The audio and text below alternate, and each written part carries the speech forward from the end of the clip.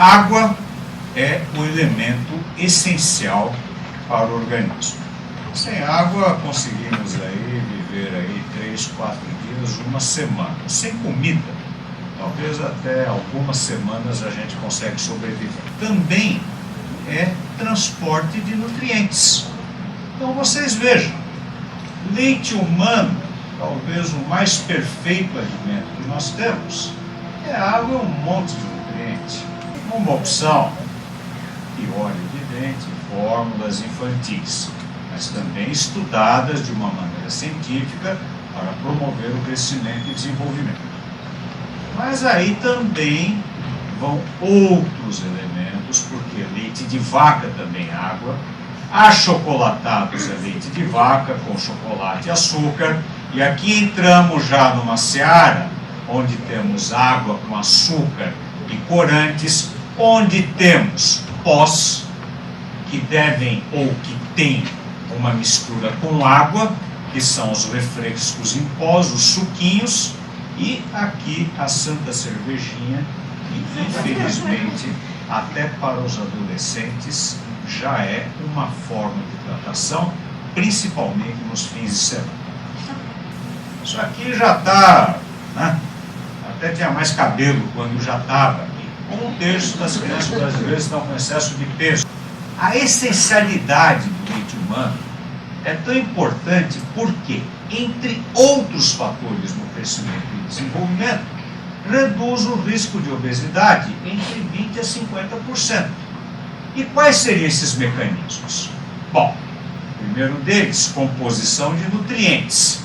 Hoje, uma hipótese da proteína do leite humano e da sua concentração é extremamente importante, e outros componentes, como, por exemplo, a microbiota, ou o que nós temos de bactéria no leite humano, que absolutamente não é estéril, e que ocasiona até uma microbiota com predomínio daquelas bactérias, os tais dos firmicutes, que fazem com que possa haver até um aproveitamento melhor da energia e diminuir a adiposidade. Então, mecanismos diversos. E, claro, autorregulação, ampla variação de sabores, porque o leite humano tem sabores dependendo do que a mãe come, e facilita a introdução posterior de novos alimentos.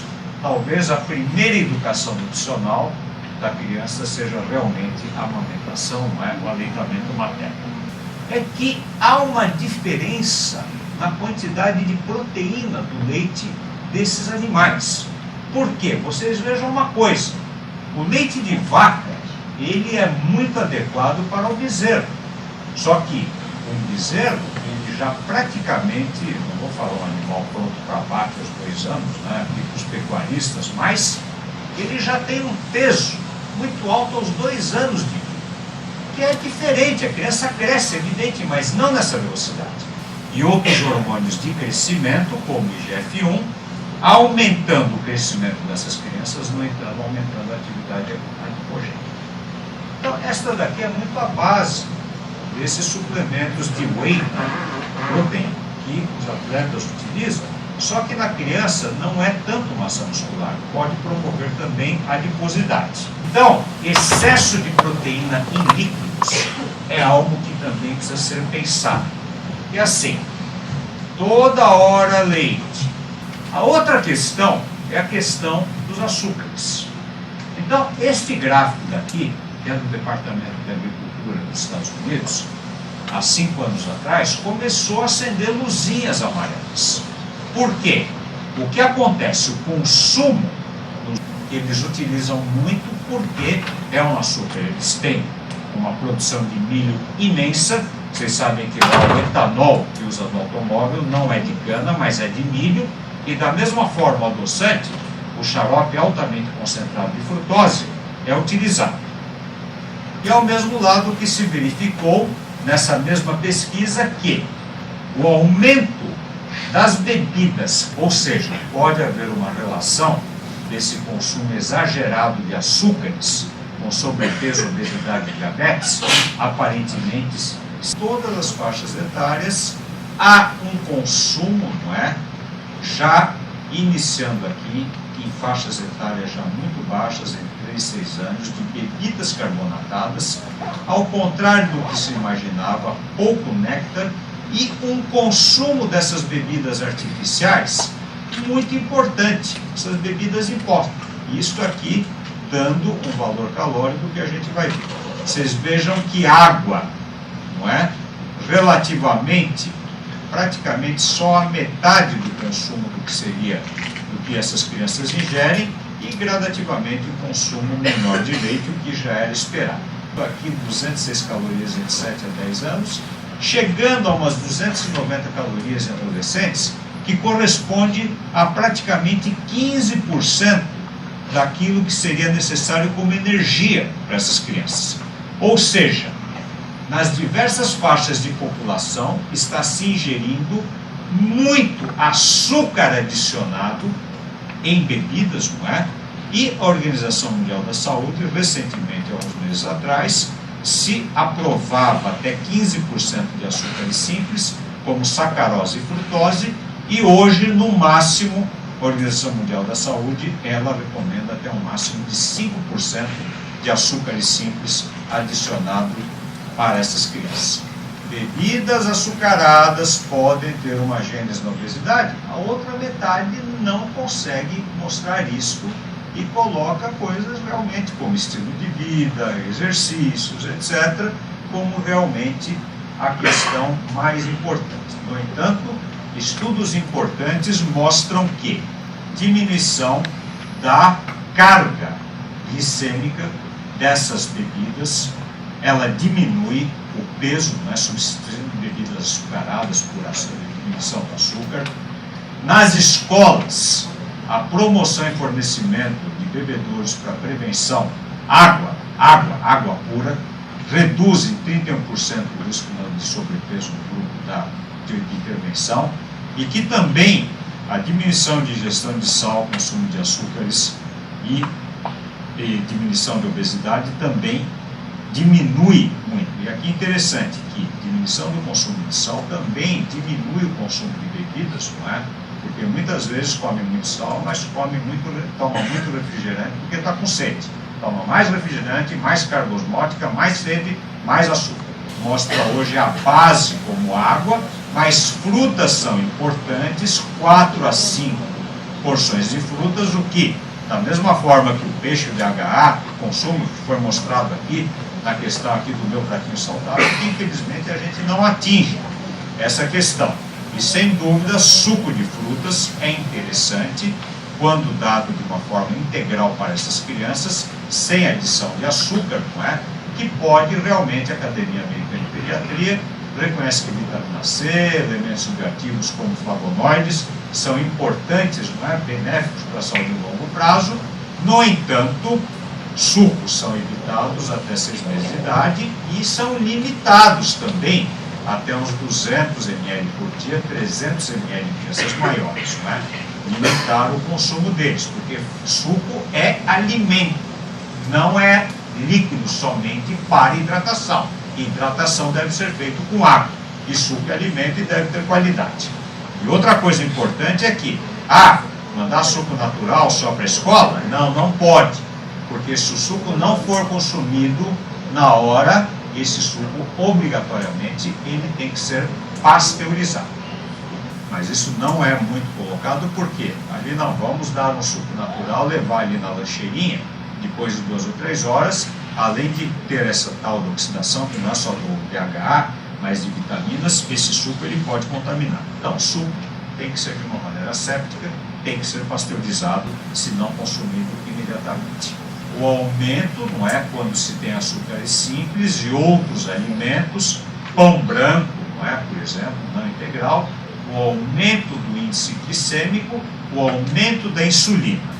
Então, o índice glicêmico é um valor calculado, tá? Hoje, os alimentos, principalmente as bebidas, elas não têm adição de açúcar, ou são bebidas mistas com adoçantes para justamente baixar esse índice glicêmico e baixar o que se chama a carga glicêmica.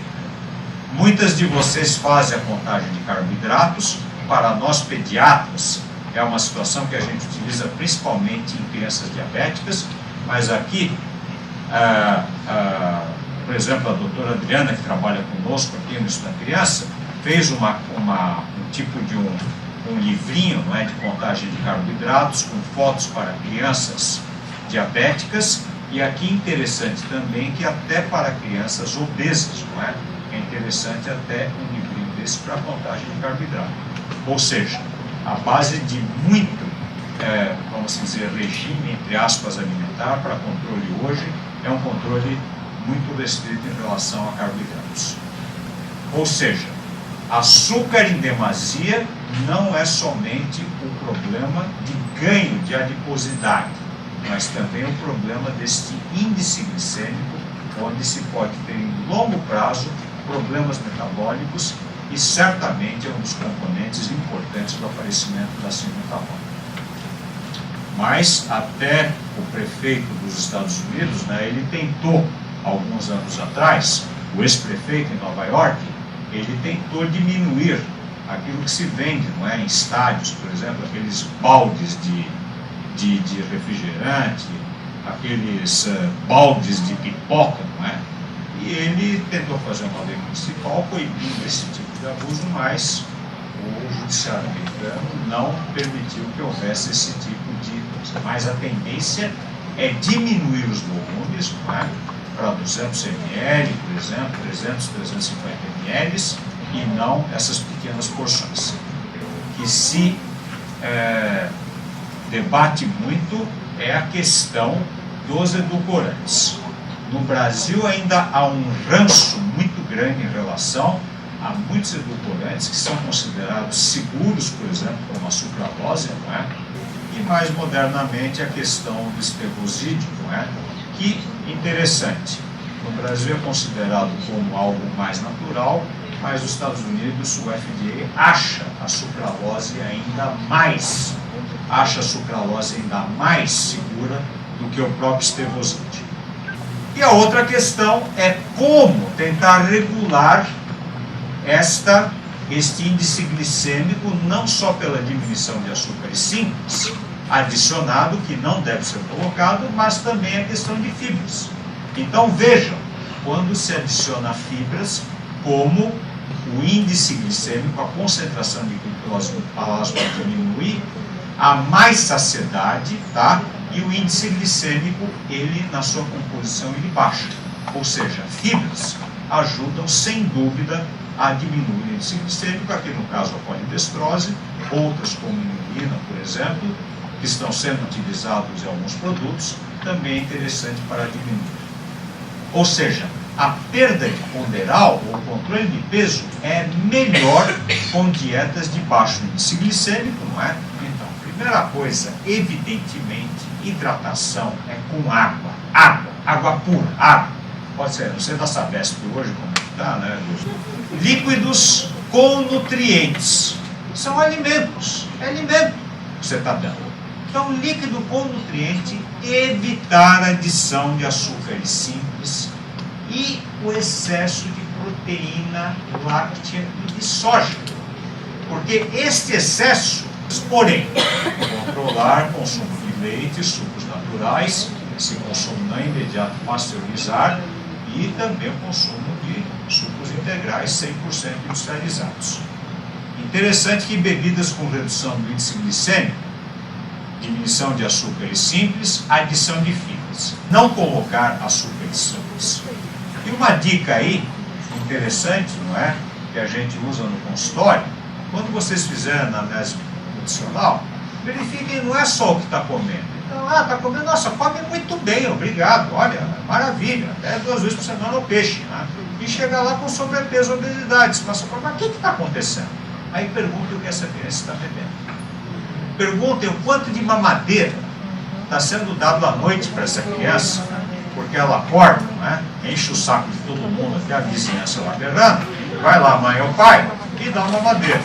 Como diz o Mário Cícero, né? Mamadeira não é calmante. Né? Então, mamadeira tem que ser evitado, não é? E principalmente, cuidado do que está sendo colocado. Muito leite, muito suco. Isso é alimento que precisa ser controlado e ingestado. Então, façam esse cálculo, 3 dias, dá uma planilha para a mãe e vejam o que ela está não só comendo, mas bebendo. Bom, isso aqui é uma provocação, não é? Para vocês, algo para a gente pensar na qualidade nutricional das nossas bebidas, e estamos aí já no debate aí, qualquer questão, pergunta ou consideração que vocês queiram fazer. Muito obrigado pela atenção de vocês aí.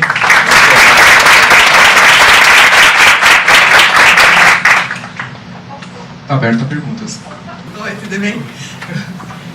Não é bem uma pergunta, mas uma colocação. Eu trabalho com alguns projetos de pesquisa de mercado e a gente pergunta para as mães de crianças de 6, 8 anos se ela dá uma alimentação saudável para o filho. Ah, dou. E o que você põe? Um todinho, que tem cálcio, e um bolinho, que tem vitaminas. E aí a gente vê o que ela sabe como alimentação saudável. Complicado. Não vou entrar em considerações sobre a composição do que você falou, porque vocês sabem melhor do que eu. O que vocês estão dando. Porque se eu estou dando, não, porque a mãe está dando. Aqui de novo. Disso para garantir o problema da contaminação. Inclusive os lotes, eles são colocados em incubação até liberar para consumo. Não pode ter absolutamente nada. Ou seja, é zero. É algo que se coloca. Então, uma forma de você dar congelado, não sei. Eu acho que você corre algum risco. Poder, teoricamente, acho que poderia. Mas tomar cuidado que precisa realmente de pasteurização. Melhor. Nesse aspecto melhor. Vou fazer um comentário. Claro. Eu vejo muito as mães trocar a alimentação principal pela mamadeira. E é isso que você abordou, eu vejo muito mesmo. Elas acham que elas estão fazendo certo. Você tem algum comentário? Assim? Então, colega, como é teu nome? Luciana. Então, Luciana é nutricionista, né? Técnica em nutrição. Técnica em nutrição. Então, quando a gente vê, e quem está vendo aqui o pediatra, o nutricionista, então essa monotonia alimentar, assim, alguns aspectos importantes. Troca pela mamadeira. O que ela está dando na mamadeira? Se ela estiver dando leite de vaca, você pode considerar o perfil desse teu pacientinho que você está vendo assim. É uma criança obesa, tá? Muitas vezes está se colocando açúcar ou hidrato de carbono até para engrossar um pouquinho mais, maisena, né? Então, excesso de proteína, excesso de hidrato de carbono, tá? Tem cálcio e fósforo? Tem cálcio e fósforo. Só que a questão aqui, quantidade de ferro muito diminuída, quantidade de micronutrientes diminuída, gordura basicamente ácido graxo de cadeia, ácido graxo saturado, total falta de DHA. Então você tem uma criança que muitas vezes é uma criança obesa e é uma criança anemiada, deficiência de ferro, de micronutrientes como zinco, deficiência de DHA, deficiência de outras vitaminas, vitamina D, bom, leite enriquecido, não é? Mas você vai ter problemas.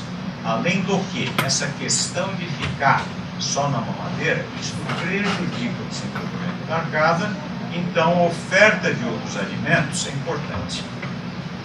A partir da Organização Mundial da Saúde, o que ela preconiza? Leite humano até o 6º mês de vida e depois continuar com leite humano e o alimento complementar. Se o alimento complementar não for dado de uma maneira também correta, e também não é oferecido diversas vezes, essa criança ficar só no alimento líquido, você vai ter problemas. E certamente um deles é a obesidade. Certamente. Então, ficar aquela coisa lá de toda hora, é um negócio. Não come bem, mas também come muito mal por causa da oferta exagerada de leite, não é? Que a água hoje na vida moderna, nessa correria, na praticidade. Agora, sem dúvida, se puder fazer ali a salada de fruta, puder fazer a mamão, a abacate, a melancia, suco de laranja, sem dúvida, mas nem sempre, às vezes, é possível. Então, é o que eu disse, há uma necessidade de melhora na qualidade dos produtos industriais que nós oferecemos, principalmente para as nossas crianças. Mas o ideal, sem dúvida, a alimentação saudável que você preconiza. A gente vai sair pelas duas portas, vai ter a distribuição de um kit, tá? Nesse kit vai ter a monografia do Luminous Kids, para vocês conhecerem um pouquinho melhor o produto. Vai ter o produto também para vocês levarem para casa para degustar, porque vocês degustaram aqui durante os intervalos, mas é importante levar para as crianças também, né? E, bom, gente, é isso. Alguém tem mais alguma pergunta, alguma colocação?